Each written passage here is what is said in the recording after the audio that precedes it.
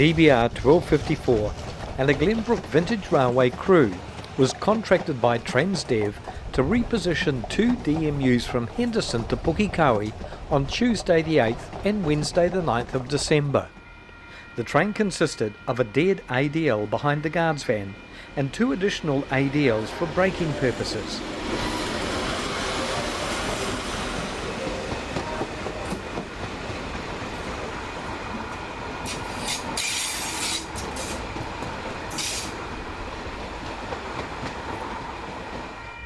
The Northern Explorer, under a 40 km/h speed restriction due to urgent track work being undertaken around the Auckland Rail network.